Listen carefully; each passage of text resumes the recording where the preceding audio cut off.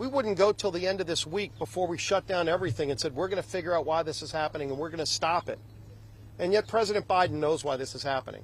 It's happening because there's an open southern border where the Chinese are making this drug, they're sending it to Mexico, and they're bringing it into the United States in record numbers, killing over 100,000 young people last year. And again, 300 every day still dying, and this president refuses to take action. Well, this Congress is taking action. We're going to bring this bill to the floor on Thursday and pass it. I believe there'll be a strong bipartisan vote. But this is a bill that President Biden should be supporting from the beginning, but it's also an issue, fentanyl, in our country that President Biden should be confronting right now. He can do it on his own, just by securing the southern border and stopping the drug cartels from being able to have operational control to bring this deadly drug into our country. So we're going to continue to stand up for those families who are sick and tired of having their sons and daughters not wake up, never to wake up again because they took a pill and next thing you know, they're dead. They're dead. It's happening every day in every community in America, and it shouldn't be happening, and we're doing something about it. Now I'm happy to bring up our conference chair, Elise Stefanik. Thank you to our Majority Leader, and of course thank you to my colleagues who serve in the House Republican Docs Caucus. The American people know that President Biden and far-left Democrats' policies created a catastrophic border crisis that has allowed fentanyl to pour into our communities across this nation in record amounts. Hundreds of Americans are killed daily by this illicit drug, devastating our communities. Fentanyl is the leading cause of death among young Americans aged 18 to 49, surpassing cancer, heart disease, and car accidents. In 2022, over 109,000 people died of drug overdoses, roughly 75,000 of whom died from synthetic opioids, largely illicit fentanyl or fentanyl-related substances. When we talk about every district and every community in this country being a border district and border community, look no further than my district this past weekend in rural upstate New York, Rensselaer County, just one of 15 rural counties in my district. There were 5 illicit fentanyl poisoning deaths just this weekend. 5 families who lost loved ones, 5 families who will forever be grieving. To address this crisis, House Republicans are taking action. We're voting on the Halt Fentanyl Act, which my colleagues have worked so hard to shape and bring to the floor. And as I said, I'm honored to stand with these leaders, our healthcare experts, our medical providers who serve in Congress today, the Republicans in the Docs Caucus, who know how crucial it is to pass this bill. House Republicans will continue to fight for the American people to deliver on the goals we committed to in our commitment to America, including a nation that's safe. To do that, we must secure our borders and work to get the scourge of fentanyl out of our communities. And it's my honor to pass it along to one of the co-chairs of the Republican Docs Caucus, Dr. Burgess from Texas. Thank you, Chair. Thank you, Chair Stefanik. Thank you to the leader for being here, and thanks to the other members of the Doctors Caucus. Look, this is what you get when you turn control of the southern border over to the cartels. Fentanyl is pouring into this country. It is unnecessary, and there is not a person here among us who has not sat at a round table or a meeting with a family member who has lost a loved one to a fentanyl poisoning. Not an overdose, but an intentional act of terror brought to us courtesy of the cartels on the southern border. Look, I represent a district in North Texas. Carrollton, Texas, the school district there was devastated by fentanyl making an incursion into the school district. Many people were sickened, and 3 persons unfortunately did not recover. Look, it was just 5 years ago that Congress passed the Support Act. The Support Act was to deal with the increase in opiate or diversion deaths that were occurring from otherwise legitimately prescribed opiates. It has changed. It is a different disease today. Fentanyl is an intentional act. The precursors are brought in by the People's Republic of China. They're delivered into Mexico, and then they are manufactured into pills and taken to our communities. This is why the one pill can kill issue is so terribly important. A kid taking a Xanax, a kid taking what they think is an Adderall, may very well not survive that adventure because, in fact, it was fentanyl and it was lethal. Here to speak more on this is our co-chair, Brad Winstrup. I want to thank all my colleagues for coming out and for all of you coming out to hear our message. You know, our goal is to acknowledge what is going on and make every attempt to fix the problem that is all across of America. You know, the House of Representatives is taking action. We have taken action on the border. We're going to take action on this particular problem. I can tell you that as a representative, as a soldier, and as a doctor, that I consider illicit fentanyl to be a weapon of mass destruction, a huge danger to America. You've heard the numbers. You've heard the analogy. If a plane dropped every day, would we just be sitting around doing nothing and not talking about it? Would the president be not talking about that? But that's what we have. And right now, between ages of 18 to 45, it is the #1 cause of death. It is so destructive, these overdoses, and most of it illicit fentanyl. Fentanyl has its place in medicine, but not the illicit fentanyl. You know, we've made border trips. We went as a doctor's caucus down to the border to evaluate what was going on as far as the health security to the United States of America. And it wasn't just drugs either. It was seeing people come across when we're in the middle of a pandemic, no testing for COVID, making a lot of mistakes. I've gone down to the border with the Intelligence Committee to look at the national security risk that we face, and there are many. This is a cancer on America. You know, we've got to remove this cancer and get it off of our streets and out of our families. And we've got to stop things at the border or even before. I met with the Chinese ambassador several months ago. And he said, we don't like being blamed for the fentanyl issue in the United States. And I explained to him that I had been in China about 8 years ago when they were sending fentanyl directly to people's homes and asked them to stop it. In 2019, they did put a ban on that. He said, well, we're just selling a legal product, the precursors. We send that to other places too.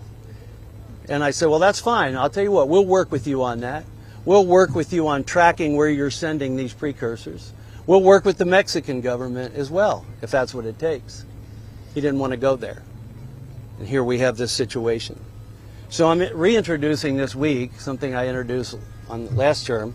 It's the SOS Act, Save Our Scourge Act, which makes illicit fentanyl a weapon of mass destruction.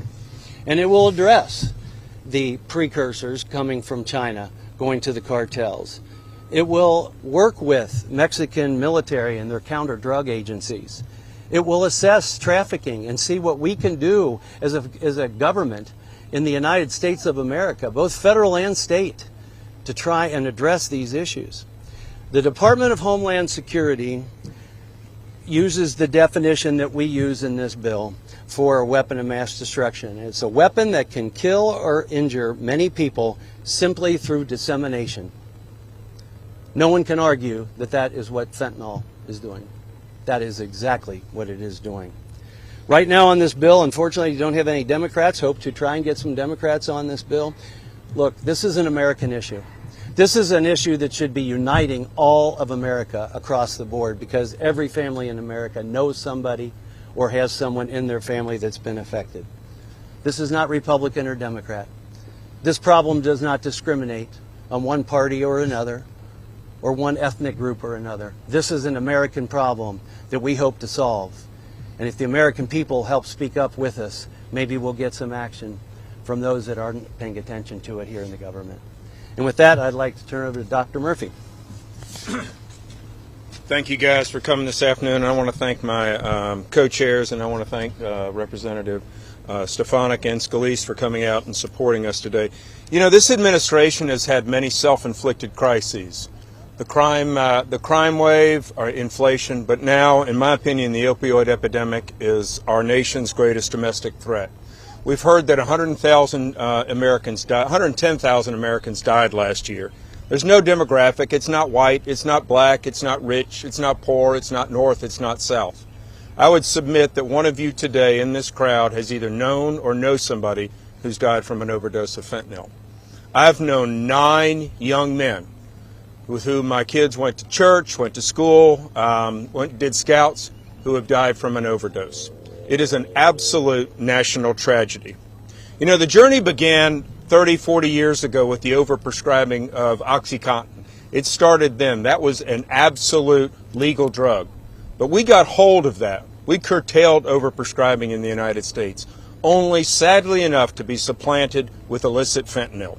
Illicit fentanyl, while it is something that kills, we do have to recognize that fentanyl is used legally. It's used legally in medicine, and we can't detract from that. It's a very, very good drug.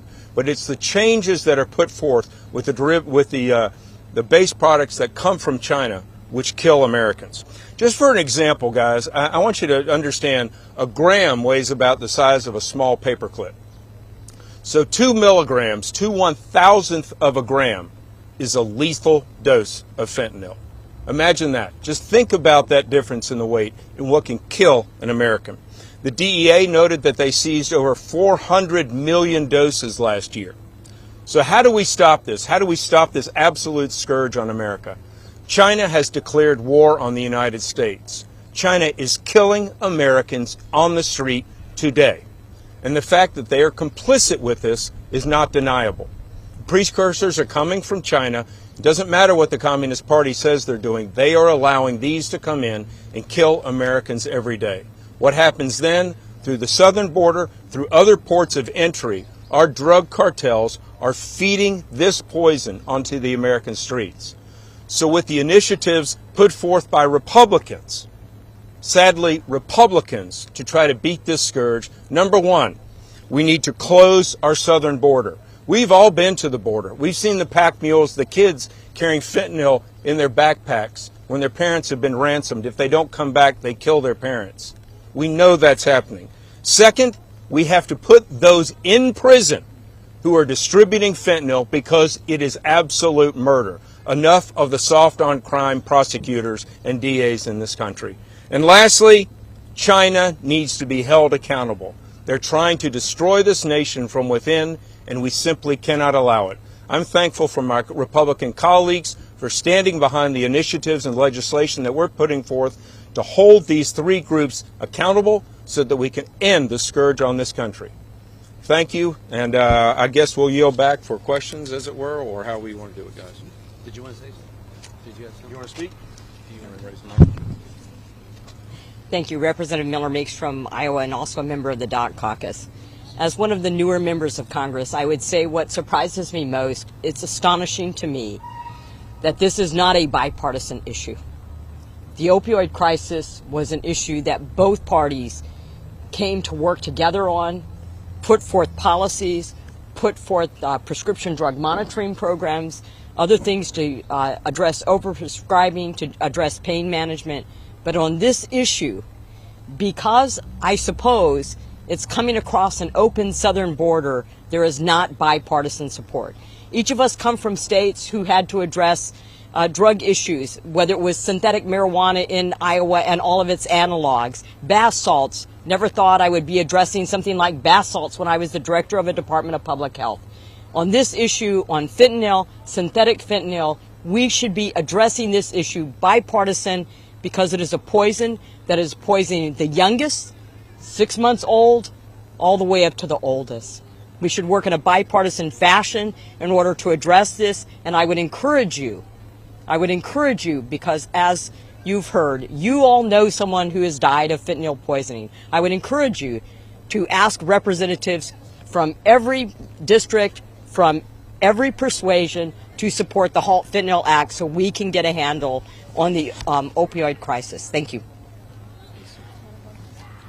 Thanks. Good afternoon. You know, as an anesthesiologist, I've administered fentanyl and its derivatives to hundreds of patients. Fentanyl, sufentanil, alfentanil, remifentanil. It turns out you can do a lot with that molecule. And believe me, the cartels would. Right now, President Trump instituted a policy where any derivative of fentanyl, and it's a complex molecule, if you change one chemical in that molecule, it's a new molecule, and under the old rules, the DEA couldn't enforce the schedule. This bill is very simple. It says any change to fentanyl yields a drug that is on the schedule and gives law enforcement the ability to stop the scourge of fentanyl and its derivatives. Right now, fentanyl is the problem, but if we don't pass this law, it will be a derivative of fentanyl that will be totally legal to bring into the country. We have to do this. Again, this is whack-a-mole. The cartels, if we name the molecule, the cartels will adjust it a little bit and import one that's not listed. So this solves the problem. Now, next year is an election year. The current rules expire. We should be ahead of this. We should pass this bill now and make sure that neither fentanyl nor any of the derivatives continue to poison our American youth. Thank you. Good afternoon. I'm John Joyce from Pennsylvania's 13th Congressional District. I want to put some faces to this Halt Fentanyl Act. Parents came to me just a few months ago. Their son, a college student at Shippensburg University in my district, had gone out with a bunch of buddies. They purchased cocaine that was laced with fentanyl. Their son was poisoned and died. Deb and Ray Cullen will be with us in the gallery on Thursday. They have followed along with the Halt Fentanyl Act. They have the understanding that their son was poisoned. And they've asked, what is Congress doing? Finally, Republicans and all sides of the aisle, both sides of the aisle, should be able to work together and pass this important piece of legislation to stop the poisoning of our children, our friends, and our neighbors. So come back on Thursday. I want you to talk to Deb and Ray Cullen. I want them to tell their story to you, to understand the numbers that we've put on this. Almost 3,000 a day. Over 100,000 last year alone have died from fentanyl poisoning. And Republicans in the United States House of Representatives will stand up and vote this Thursday on the Halt Fentanyl Act. I welcome you to meet Deb and Ray Cullen when they're here as we pass this important piece of legislation. Thank you.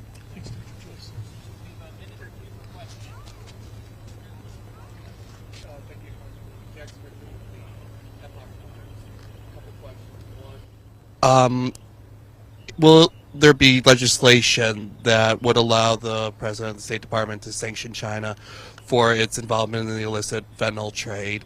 And second, would you mind explaining to us the difference, the distinction between illicit fentanyl and medical fentanyl? Thank you. Yeah, let me talk a little bit about the differences. So again, fentanyl molecule, synthetic molecule, invented about 40 years ago. Tremendous advances in medicine when it's used legally. Tremendous. And off of that molecule, several other molecules, legal molecules, remifentanil, sufentanil, alfentanil, they've all been licensed and legal. But that just means that that molecule, again, small changes in the original fentanyl molecule, makes it just as deadly in terms of you stopping breathing, which is how you die from fentanyl overdose. What this legislation does, again, is to say that any derivative of fentanyl is treated as a Schedule I drug, which means it's illegal and the penalties are enhanced. That's what we need. We need the enhanced penalties.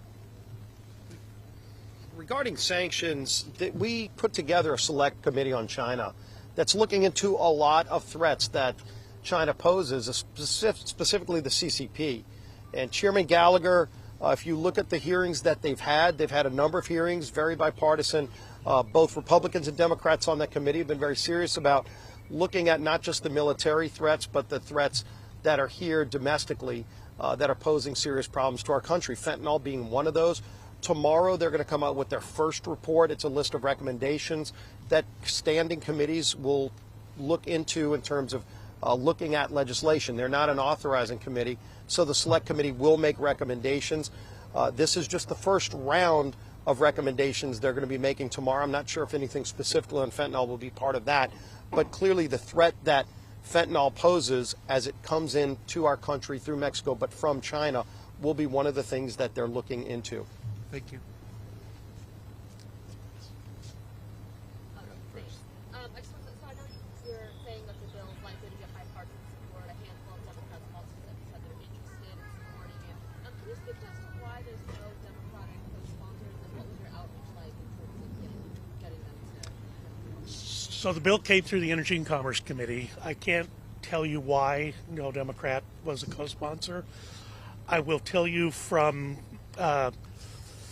Well, in the Rules Committee last night, the Statement of Administration Policy was brought to the Rules Committee. You've got to figure, well, that's going to be a veto threat from the president. It wasn't. He basically talked about some things about how bad the problem was, but he did not issue a veto threat. Because of the absence of a veto threat and some of the language I heard on the floor during the Rules debate, I would expect there will be a pretty significant bipartisan vote on this bill when it comes to the floor on Thursday. Obviously, we'll have to wait and see, but I'd be optimistic that whatever objections people think they may have had will begin to melt away when faced with the very harsh reality of what this problem represents.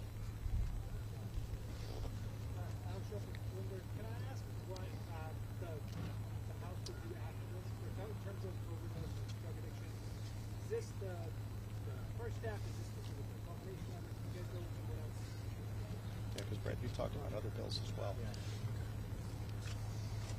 Well, I mean, I did talk about the Stop Our Scourge Act, declaring fentanyl a weapon of mass destruction, and I think you're asking more about what do we do for those that are addicted, and you know, we are always and have been for several years, going back to when we had the opioid crisis with OxyContin, is, you know, how we get people through rehab.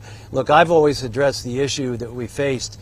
Besides the prescriptions that were not necessarily appropriate in hindsight and what had happened with prescribing, we always had the problem with drugs coming across our border. And I've always contended that this is a problem that we have from border to work. And so we have to stop things coming across the border. That's number one.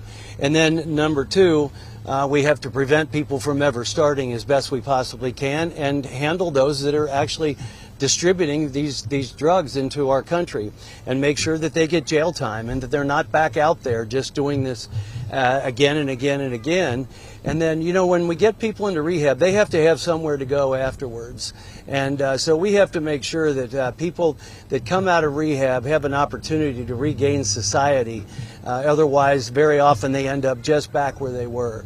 Right now, there's a lot of jobs out there. Let's cure people. Let's get people into work so they have a sense of purpose besides just getting up and taking drugs every day. And I'd just add that all of the parameters of the Support Act that was signed in October of 2018, those all still exist. So none of those have gone away. Now, quite likely the committee will work on reauthorization of the next phase of the Support Act later on in the year. But this is not the end of the story, but this is a necessary step for us to take right now to begin to get on top of this problem.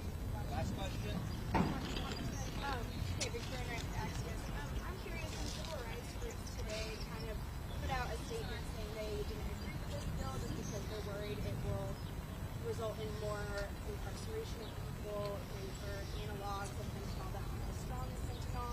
Do you have any kind of response to that? And I'm wondering if that maybe is why some Democrats don't want to sign on. That is the reason that they will give. But there is nothing in the legislation upon which we will be voting on Thursday that deals that increases or even talks about mandatory minimums. This is a fantasy that has been created by the other side.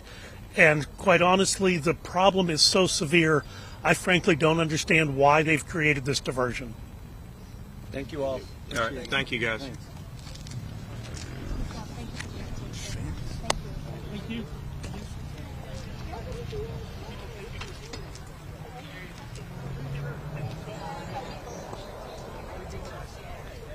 Eric.